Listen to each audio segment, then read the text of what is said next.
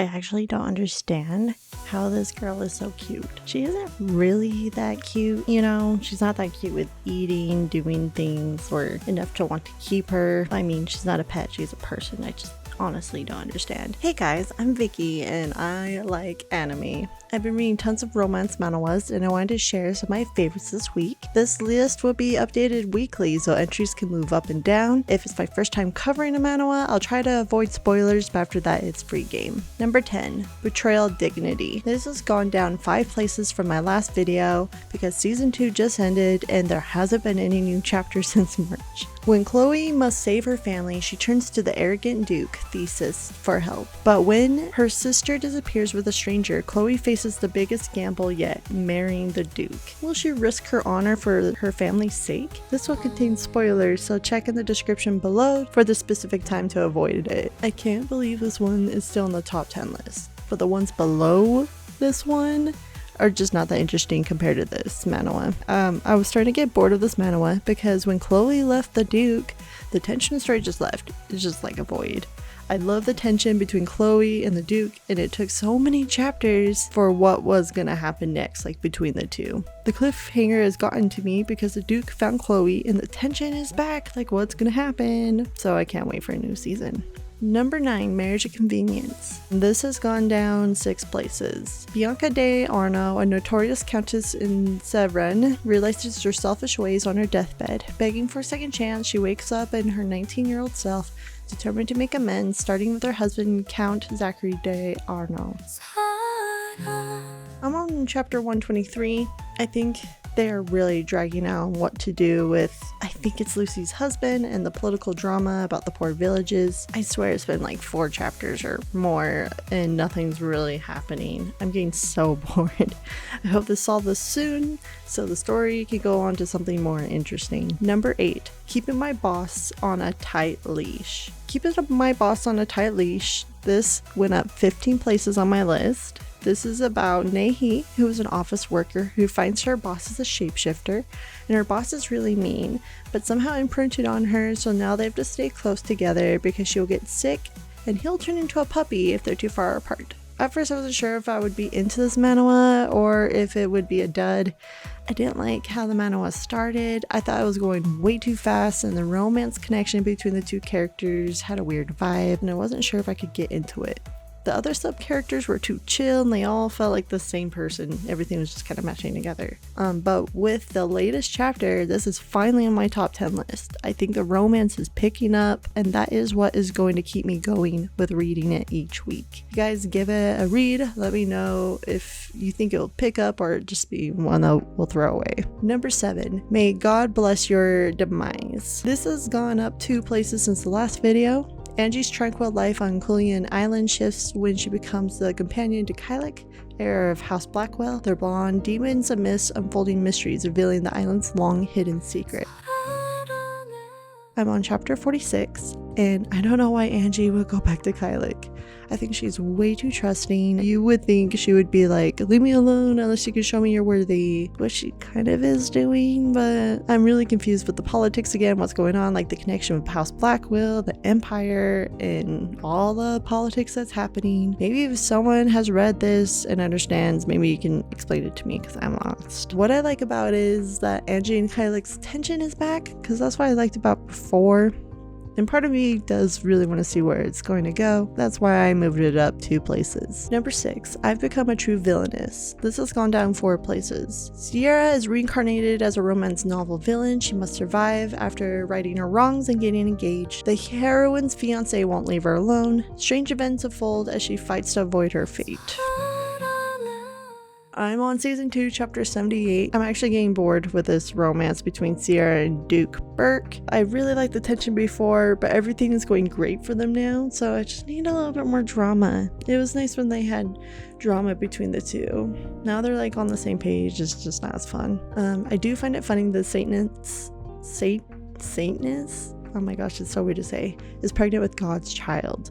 It's crazy how much she acts like a child. I didn't think she actually liked a child before she disappeared, but maybe I forgot because since I've been waiting each week for a new chapter. So it's really weird and actually I think it's really funny. Number 5, Only Hope. This is about I'm gonna butcher it. Hai? Sorry, is married to Dojin, and their marriage is perfect. But one day she finds a hidden basement in his villa and finds out that he's probably been torturing and killing people there. Once she finds this out, the villa goes into flames and is killed by a masked man. She wakes up in the past before she's married or knew her husband, and now she's trying to figure out the truth. The art's a bit simple, but I think that's the charm of the webtoon, and also would be faster to make, like, each week. I'm really into romance thriller type of manhwas, but it's really hard to find a good one. So this far has caught my attention, and the characters seem really interesting. I'm not super far into it yet, but I've been enjoying this manhwa. It's super suspenseful. Number 4, too cute to handle. This went up 20 places on my list, which is crazy. This is about Rosalie, who lived in an orphanage pretending to be a boy. A duke comes and wants to adopt a boy for his son to play with. He picks Rosalie. Not too soon after he figures out she is a girl, but decides to keep her anyway because she's so cute. I thought this manhwa was super boring at first because most of the chapters were like, OMG, Rosalie is like so cute, doing this, doing that, like literally eating like everything. It was just kind of really annoying. So there wasn't really any drama or anything happening, and I was literally gonna just drop it, but finally something happened in the newest chapter. And so I am now super excited to see where it goes, but be prepared if you start this because it'll be slow, but you guys could probably binge it because I had to wait each week. Number 3, The Redemption of Earl Nottingham. This has gone up 4 places. Madeline escapes her torment with her husband Ian, who is scarred from serving in a war, only to find herself back at 17. With a chance to alter her fate, she wonders about Ian's future.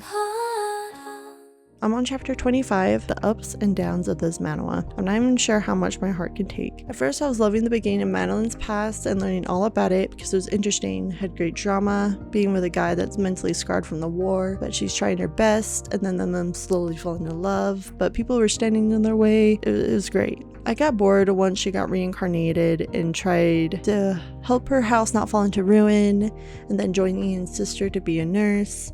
I started to fall in love when Ian and Madeline started writing letters to each other.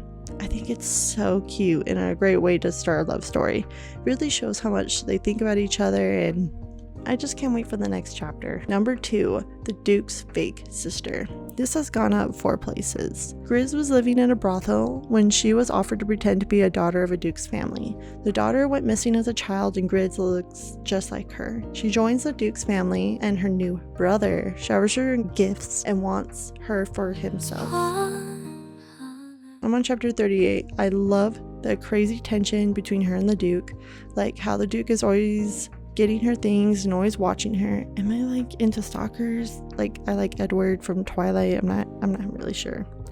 Maybe something, I'll have to figure out. The last chapter was just on a cliffhanger when the Duke, brought that one guy she's supposed to marry in, and then he was there for himself. OMG. You know what's gonna happen? I guess we'll have to see in the next one. Number 1, Please Take Care of Me in This Life. Alright, I just finished this one completely. Guys, this one is done. You can binge it too. This is about, I'm going to butcher it again, Jeom Ban, who recall her past lives. After a tragedy, she seeks connections from her previous life, but will memories from her 18th life hinder her 19th century romance? The only thing I would change was maybe more planting, like in the story of who the bad guy or mastermind was between like everything. Like I didn't see it coming, and I did like who was the mastermind. In a way, it also felt like it came out of nowhere, and I wish we could have seen more like where it came from, like more drama, since it was the reason why everything was happening. I feel like they kind of just throw it in all at the end of this is why it happened. Like it made sense, but we just didn't see it like